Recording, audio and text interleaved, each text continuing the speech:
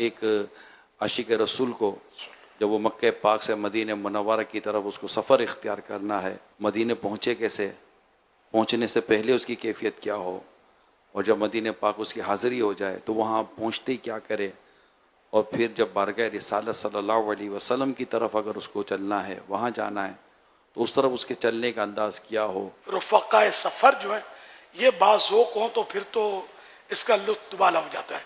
इस तरह के ज़ौक़ वाले भी लोग होते हैं तो अपने उनसे तरकीब से दोस्ती हो जाए कि वो मतलब साथ साथ चलते रहें, तो इंशाअल्लाह मालूमात भी होती रहेगी और रहनुमाई भी होती रहेगी और अपना ज़ौक़ भी बढ़ता रहेगा। मदीने शरीफ जाने के मुतालिक जो कलाम हैं अपने मोबाइल में आप डाउनलोड कर लें और रास्ते में सुनते रहें। नाते सुनने से बड़ा मतलब ज़ौक़ बढ़ता है। आला हज़रत रहमतुल्लाह अलैह फरमाते हैं कि इश्क़े इलाही बढ़ाने के लिए खुश इल्हान कारी से कुरान सुने, और इश्क़े रसूल बढ़ाने के लिए खुश इल्हान नात ख्वां से नात सुने। रास्ते में जो भी नमाजें आएँ उन नमाजों का एहतमाम वो तो हर जगह ख्याल रखना है, तो इस सफ़र में भी ख्याल रखना है, तो नमाजें भी अदा करनी है। जब मदीना करीब आ जाता है तो अब हमारे यहाँ तो ये होता है कि मदीने से आने से कुछ देर पहले खड़े हो जाते हैं और मदीने पाक का सलातो सलाम वगैरह के ज़रिए इस्तकबाल करते हैं कि अब हम मदीने में दाखिल होने वाले हैं। अच्छा, फिर उतरने का ये कि जब मदीना शरीफ आ जाए तो पहले जो है ना दरवाज़ा इसके बाहर सर निकाले हम।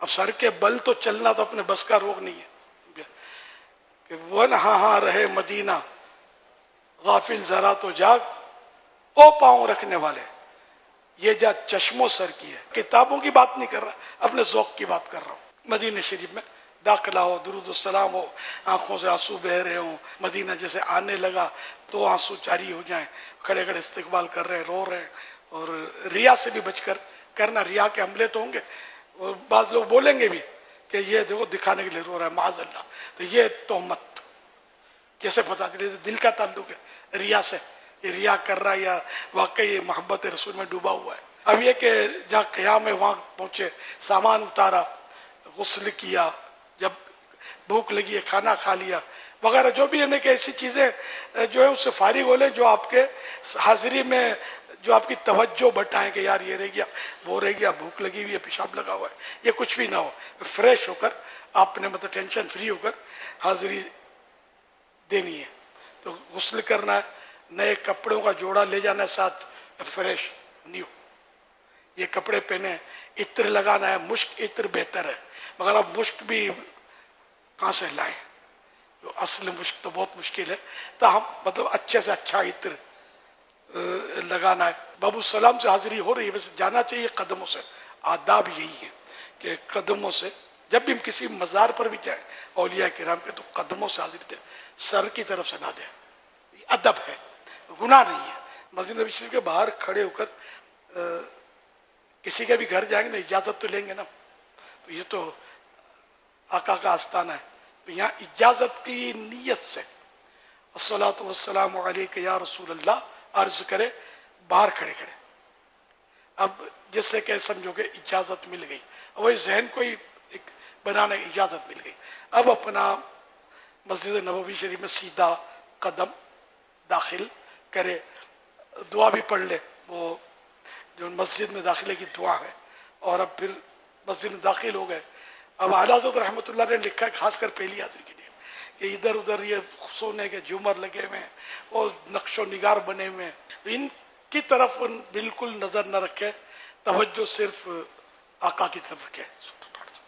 चला हूँ एक मुजरिम की तरह मैं जानिब आका, नज़र शर्मिंदा शर्मिंदा, बदन लर्जीदा लर्जीदा, इस कैफियत में वो आगे बढ़े। अगर ज़ौक़ व शौक़ इजाज़त दे, मकरूह वक्त ना हो, तो 2 रकात मस्जिद नबी शरीफ में दाखिल हुआ है तो तहियतुल मस्जिद अदा कर ले, बारगाह की हाजिरी के शुक्राने के अदा कर ले, जिस तरह मुमकिन हो तो ये पढ़ के मस्जिद फिर आगे बढ़े और रोता हुआ कि आका भागा हुआ मुजरिम दरबार में हाजिर है, करम की भीख लेने के लिए आया हूँ, ना आपको चेहरा दिखाने के काबिल हूँ, न आपकी बारगाह में खड़े होने का मतलब मैं अहल हूँ, आ गया हूँ, अब आप निभा लीजिएगा। लगाते हैं उसको भी सीने से आका, जो होता नहीं मुंह लगाने के काबिल।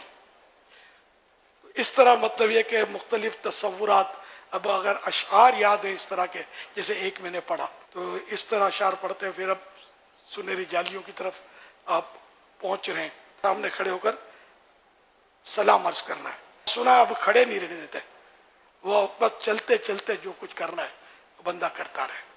तो ये इतना रश होता है तो गालिबन इसलिए वो कि अगर खड़े रहेंगे तो ट्रैफिक जाम हो जाएगा इनका, सारे लोग कैसे भी हाजिरी देंगे, लाखों लोगों को आना होता है। बस आपकी वजह से कोई चीख ना मारे। अगर आपको लगता है अल्लाह रो करके वो चीखें मार रहे हैं तो फिर आप बिल्कुल नहीं खड़े रहें। सरकार को इससे तकलीफ होती है। वो आयत ऊपर लिखी हुई है, ला तरफऊ अस्वातकुम फौका सौति नबी, के नबी की आवाज पर अपनी आवाज बुलंद ना करो, लेकिन वहां हो रही होती है आवाजें बुलंद। बाद लोग जोर जोर से पढ़ भी रहे होते हैं, अदब गहे जेरे आसमा अज अर्श नाजुक तर नफस गुम करदा मी आयत जुनेदो बा यजीद ही जा, कि जमीन और आसमान में ऐसी अदब की जगह नहीं है जैसी ये अदब की जगह है, कहीं भी नहीं है। और यहाँ तो जुनेद और बा यजीद जैसे औलिया किराम की सांस रुक जाती है, नफस माने सांस। ऐसी बारगाह अदब की है।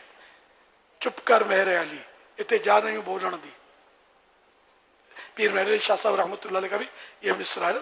तो इस तरह यहाँ तो बिल्कुल, और बस वो सलातो सलाम भी हल्की आवाज से करना है, बुलंद आवाज से नहीं, न ऐसी हल्की के कान भी ना सुने, धीमी धीमी आवाज से।